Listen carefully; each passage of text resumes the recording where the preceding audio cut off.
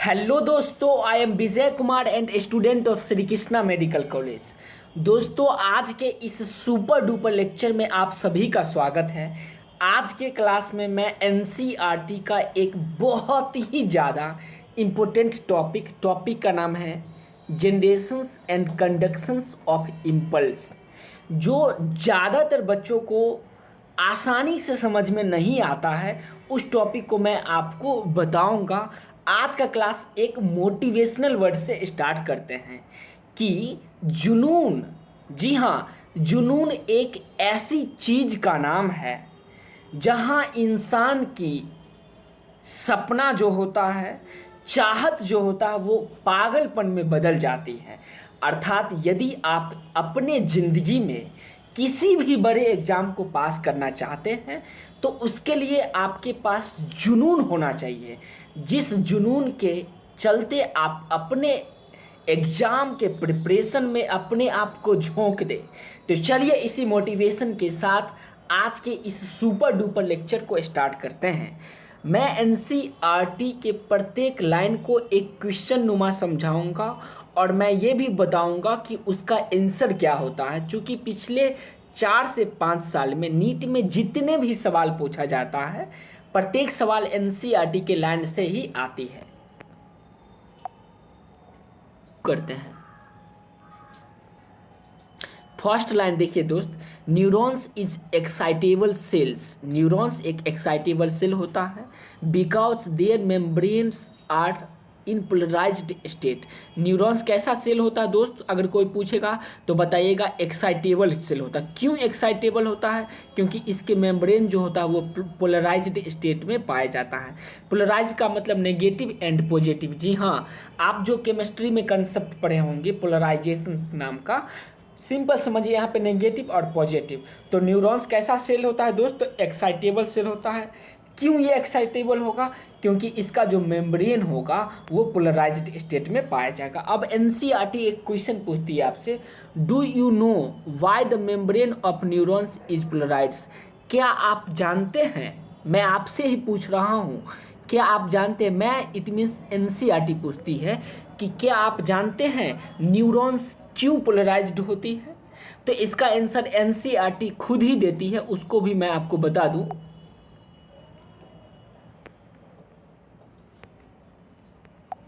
देखिए, तो इसका answer difference type of ion channel are present in the neuron membrane. Neuron membrane में different type का ion channel पाया जाता है। किसमें पाया जाएगा दोस्त आयन चैनल डिफरेंट टाइप का? तो न्यूरॉन्स में पाया जाएगा, न्यूरॉन मेम्ब्रेन में पाया जाएगा। This ion channel are selectively permeable to different ions. और ये आयन चैनल जो होता है वो कैसा होता है? सेलेक्टिवली परमिएबल होता है। किसके? तो डिफरेंट आयन्स के लिए ये सेलेक्टिवली परमिएबल होगा। कौन? ये न्यूरॉन मेम्ब्रेन में जो आयन का चैनल पाया जाएगा वो क्या होगा? तो सिलेक्टिवली परमिएबल होगा। सिलेक्टिवली परमिएबल का अर्थ होता है किसी खास को ही पास होने देगा। उदाहरण के तौर पे जब आप मेडिकल कॉलेज में स्टडी करने के लिए जाओगे तो क्लासरूम में सिर्फ जो बच्चे पास करते हैं वही जा सकता है, जो पास नहीं करते हैं उसके लिए परमिएबल नहीं होता है। तो आपको नीट जैसे एग्ज़ाम को पास करना पड़ेगा। ऐसे ही एक दूसरा एग्जाम्पल के द्वारा समझिए। मान लीजिए किसी लड़का का शादी है और किसी लड़की का शादी है, तो वहाँ पे किस किस लोग को जाने देता है? लड़का वाले को और लड़की वाले पक्ष को ही जाने दिया जाता है। क्या अरे गेरे लोगों को जाने देगा? नहीं जाने देगा। तो वो भी क्या होगा? सिलेक्टिवली परमिएबल होगा, मतलब कुछ खास प्रकार की चीज़ को ही जाने देती है। कौन? तो आयन चैनल। उम्मीद करते हैं एग्जाम्पल के द्वारा समझ में आया होगा। अब नेक्स्ट देखिए, नेक्स्ट लाइन एनसीईआरटी का क्या है? When a neuron is not conducting any impulse. जब न्यूरॉन कोई भी इम्पल्स को कंडक्ट नहीं करती है तो उस स्टेट को एक खास स्टेट कहेंगे, उस अवस्था को एक खास अवस्था कहेंगे, दैट इज रेस्टिंग स्टेज। उस स्टेज को क्या कहेंगे दोस्त? रेस्टिंग स्टेज कहेंगे। कब? जब न्यूरॉन्स कोई भी इम्पल्स कंडक्ट नहीं करती है।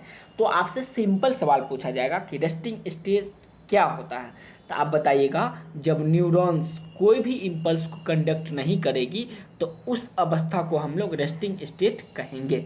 नेक्स्ट है, आगे देखिए, the axonal membrane is permeable, more permeable to potassium ion. Axonal membrane जो होता है वो उसकी परमेबिलिटी बहुत ही ज़्यादा होती है पोटासियम आयन के लिए, अर्थात पोटासियम आयन को ये अंदर आने देगा। पोटासियम आयन इसका मान लीजिए दोस्त है। सिंपल समझिए, आपका घर है, उसमें गेट लगा हुआ है, तो क्या किसी भी लोग को आने दीजिएगा? नहीं। जो आपका खास मित्र होगा, जो आपका खास मित्र होगा उसको आसानी से आने दीजिएगा। अच्छा, मित्र कौन बनता है? जैसा आप सोच रहे हैं वैसा अगर सामने वाला भी सोच रहा है तो वो आपका मित्र होगा। It means potassium ion and axonal membrane जो होता है उसकी कुछ न कुछ गुण मिलती होगी, इसलिए ये क्या होता है? परमिएबल होता है। किसके लिए? पोटासियम आयन के लिए।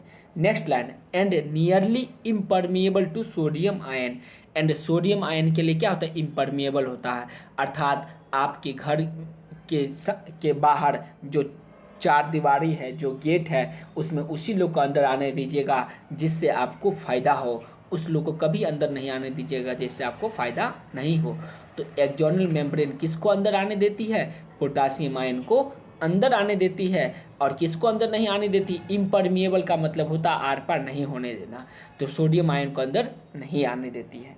उम्मीद करते हैं यहाँ तक का बातें आपको समझ में आया होगा। सिमिलरली, एनसीईआरटी बोलती है सिमिलरली, इसी तरह the membrane is impermeable to negative charge protein present in axoplasm. Membrane जो होता है, the membrane is permeable impermeable to negative charge protein. ये मेम्ब्रेन जो होता है, जैसे सोडियम के लिए इम्परमिएबल होता है, ठीक वैसे ही नेगेटिव चार्ज जो प्रोटीन होता है वो भी, उसके लिए भी क्या होता है? इम्परमिएबल। और ये किस में प्रेजेंट होता है दोस्तों? एक्सोप्लाज्म में प्रेजेंट होता है। अच्छा, प्रोटीन कैसा चार्ज होगा ये यहाँ पे समझ में आ रही? प्रोटीन नेगेटिवली चार्ज होगा। और डीएनए भी, जिसके बारे में आप जेनेटिक्स में काफ़ी डिटेल से पढ़ोगे और मैं ही आपको बताऊंगा, वो भी क्या होता है? नेगेटिवली चार्ज होता है। डीएनए भी नेगेटिव चार्ज एंड प्रोटीन भी कैसा चार्ज होता है? नेगेटिव चार्ज होता है। और सोडियम के लिए एंड पोटासियम, ये प्रोटीन, ये दोनों के लिए क्या होता है? इम्परमिएबल होता है। और ये प्रोटीन किस में प्रेजेंट होगा दोस्त? तो एक्सोप्लाज्म में प्रेजेंट होगा। उम्मीद करते हैं यहाँ तक का बातें आपको समझ में आया होगा। फिर हम लोग आगे बढ़ते हैं। हम लोग पढ़ लिए थे ये एक्सोप्लाज्म के बारे में। एक्सोप्लाज्म में प्रोटीन प्रेजेंट होगा। नेक्स्ट है सब्सिक्वेंटली, मतलब इसी प्रकार axoplasm inside the axon contain high concentrations potassium and negatively charge protein. Axoplasm subsequently बोलता है कि negative charge protein present in axoplasm, ये बात देख लिए थे। सब्सिक्वेंटली एक्सोप्लाज्म इनसाइड, एक्सोप्लाज्म के इनसाइड मतलब अंदर, एक्सोन कंटेन, एक्सोन क्या क्या रखती है? तो high concentrations of potassium ions. Potassium positive ion होता है, क्या कैसा होता है दोस्त? पोटासियम भी positive ion. And negatively charge protein, negatively charge protein and high concentrations potassium का ये ज़्यादा मात्रा में होता है। And low concentration of sodium ion, and sodium ion का कंसंट्रेशन क्या होता है दोस्त? लो होता है, मतलब कम होती है। In contrast the fluid outside the axon contain low concentration of potassium, जबकि इसी कंट्रैक्ट में फ्लूइड, एक्सोन के बाहर जो फ्लूइड होती है उसमें लो कंसंट्रेशन ऑफ पोटासियम होता है and high concentration of sodium होता है। इस बात को समझिए। मान लीजिए ये इस तरह से दो लाइन है, इस तरह से क्या लाइन है जो एनसीईआरटी में दिया होगा। तो अंदर जो होती है, अंदर potassium ion and negative charge protein की मात्रा ज़्यादा होती है, और बाहर जो होगा वो बाहर क्या हो? सब्सिक्वेंटली बोलता है बाहर जो अंदर ज़्यादा वो बाहर कम, जो अंदर कम वो बाहर ज़्यादा। ये सिंपल बातें हैं। जो अंदर ज़्यादा होगा वो बाहर कम होगा, जो अंदर कम होगा वो बाहर ज़्यादा होगा। जो बच्चे क्लास में ज़्यादा रहेंगे वो ज़्यादा सीखेंगे, और जो बच्चे क्लास से बाहर रहेंगे वो थोड़ा सा कम सीखेंगे, लेकिन बाहर का बात तो ज़्यादा सीखेगा। अच्छा, जो बच्चा क्लास में है, मान लीजिए आप यहाँ पे बैठे हुए क्लासरूम है और ये कोई बच्चा बाहर है, ठीक है। अब देखिए, क्लास में कोई टीचर पढ़ा रहे हैं तो क्लास का बात ये ज़्यादा सीखेगा, लेकिन बाहर का बात तो कम ना सीख रहा है, बाहर का बात सीख नहीं रहा है, ठीक वैसे ये बाहर का बच्चा है तो बाहर का बाद ज़्यादा सीख रहा है लेकिन क्लास का बाद कम सीख रहा है। ठीक वैसे यहाँ पे दिया गया है कि पोटासियम एंड देखिए दिया गया है high concentration axoplasm inside axon high concentrations, मतलब बाहर हाई पोटासियम का कंसंट्रेशन ज़्यादा एंड नेगेटिव चार्ज प्रोटीन का कंसंट्रेशन ज़्यादा, जबकि अंदर एंड लो कंसंट्रेशन ऑफ। इसी कंटेक्ट में बोलता है कि axon contain low concentration of potassium and high concentration of sodium and thus from the concentration gradient। और इसे क्या होती है कंसंट्रेशन ग्रेडियंट का मतलब होता है कंसंट्रेशन में अंतर, कहीं ज़्यादा हो जाएगा कहीं कम हो जाएगा। अब बताओ आपके पास ज्ञान कम रहेगा तब ना आप पढ़ने के लिए आओगे, अगर आपके पास ज्ञान ज़्यादा रहेगा तो आप पढ़ने के लिए जाइएगा। आप खुद ही सोचो आप कहाँ जाते हो, जहाँ आपको फ़ायदा हो, जहाँ आपको घाटा होगा वहाँ जाना चाहिएगा। मतलब कंसंट्रेशन में ग्रेडियंट, इसका मतलब कंसंट्रेशन में अंतर होना चाहिए, हायर टू लोअर या लोअर टू हायर, मतलब थोड़ा डिफरेंस होना चाहिए, इसका मतलब ये हुआ। ये बहुत इंपॉर्टेंट लाइन है। फिर हम लोग नेक्स्ट देखते हैं, this ionic gradient across a resting membrane are maintain by the active transport of ion by sodium potassium pump. और ये जो ग्रेडियंट होता है उसको एक्टिवली मेंटेन किया जाता है, रेस्टिंग मेम्ब्रेन में एक्टिवली क्या किया जाता है ट्रांसपोर्ट करवाया जाता है सोडियम पोटासियम पंप के द्वारा, इसको क्या किया जाता है बैलेंस करवाया जाता है। As a result the outer membrane of the axoplasm positive charge. और इसे क्या होता है आउटर मेम्ब्रेन क्या हो जाता है एक्सोप्लाज्म का ये पॉजिटिव चार्ज, ये आउटर मेम्ब्रेन पे कैसा चार्ज हो जाएगा दोस्त पॉजिटिव चार्ज हो जाएगा, और इनर मेम्ब्रेन क्या होगा नेगेटिव चार्ज होगा। आउटर मेम्ब्रेन पॉजिटिव चार्ज, इस तरह का एनसीईआरटी में फिगर भी दिया गया है जो आप देखोगे। आउटर मेम्ब्रेन कैसा पॉजिटिव चार्ज और इनर मेम्ब्रेन क्या होगा नेगेटिव चार्ज होगा, इनर मेम्ब्रेन नेगेटिव चार्ज हो जाएगा। यही बात यहाँ पर दिया गया है।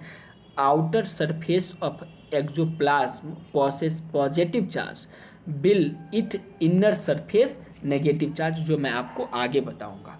तो उम्मीद करते हैं यहाँ तक का बातें आपको समझ में आ गया होगा। ये मान लीजिए एक्सोप्लाज्म है, इसके आउटर मेम्ब्रेन पे पॉजिटिव चार्ज होगा और इनर मेम्ब्रेन पे क्या होगा इनर मेम्ब्रेन पे नेगेटिव चार्ज होगी। कंसंट्रेशन ग्रेडियंट भी आपको समझ में आ गया होगा। इस फिगर के द्वारा हम लोग समझने का प्रयास करेंगे। देखिए सबसे पहले ये क्या लाइन लिखा हो, इस लाइन को आपको ध्यान रखना क्योंकि ये बहुत ही इम्पोर्टेंट लाइन है और जितना बातें पढ़े हैं इसी फिगर के द्वारा आप समझ जाइएगा।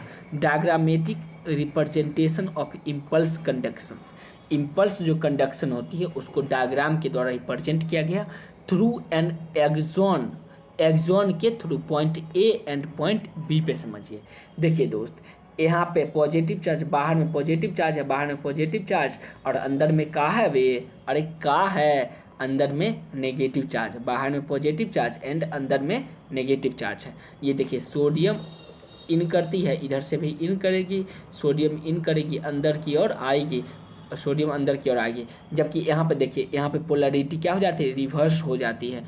इस फिगर में देखिएगा तो पोलरिटी रिवर्स हो रही है, कैसे हो रही है वो देखिए, बाहर पॉजिटिव अंदर नेगेटिव, बाहर पॉजिटिव एंड अंदर नेगेटिव। इतना पार्ट को अभी आपको देखना है, इतना पार्ट को देखिए, ये जो मैं पार्ट बता रहा हूँ इतना पार्ट को आपको सिर्फ देखना है, इतना पार्ट देखिए। चलिए इस फिगर को फिर से बढ़िया से बनाते हैं, इतना पार्ट को आपको देखना है, ठीक है। यहाँ देखिए हूबहू ऊपर की जैसा है, ऊपर भी पॉजिटिव था और अंदर नेगेटिव, बाहर में पॉजिटिव अंदर में नेगेटिव, यहाँ भी बाहर में क्या पॉजिटिव अंदर में नेगेटिव लग रही है। जब इम्पल्स यहाँ कंडक्ट करवाएंगे पॉजिटिव चार्ज क्या होगा अंदर आएगा और यहाँ पे तो पोलरिटी रिवर्स हो जाएगा, बाहर क्या हो जाएगा अब नेगेटिव हो जाएगा और अंदर पॉजिटिव हो जाएगा। बाहर क्या हो रहा है पॉजिटिव नेगेटिव एंड अंदर पॉजिटिव, पहले क्या था बाहर पॉजिटिव अंदर नेगेटिव, अब जस्ट उल्टा हो गया रिवर्स हो गया। अब क्या होगा बाहर नेगेटिव एंड अंदर पॉजिटिव होगा और इस तरह से इम्पल्स क्या करती कंडक्ट करती, एक जगह से दूसरी जगह, एक जगह से दूसरी जगह इम्पल्स कंडक्ट करती है। देख रहे हैं ना इस तरह से इम्पल्स क्या करेगी दोस्त एक जगह से दूसरी जगह कंडक्ट करेगी।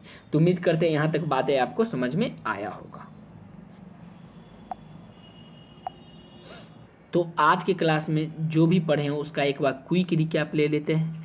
आज की क्लास में पढ़े न्यूरॉन एक एक्साइटेबल सेल होता है। देयर मेम्ब्रेन क्या होगा, पोलराइज्ड स्टेट में पाया जाएगा। When neuron is conducting any impulse, जब न्यूरॉन कोई भी इम्पल्स कंडक्ट नहीं करेगी तो उसको रेस्टिंग स्टेट में कहेंगे। Axoplasm is completely more permeable to potassium ions and nearly impermeable to sodium ion। Potassium ion के लिए परमिएबल होगा, सोडियम आयन के लिए परमिएबल नहीं होगा।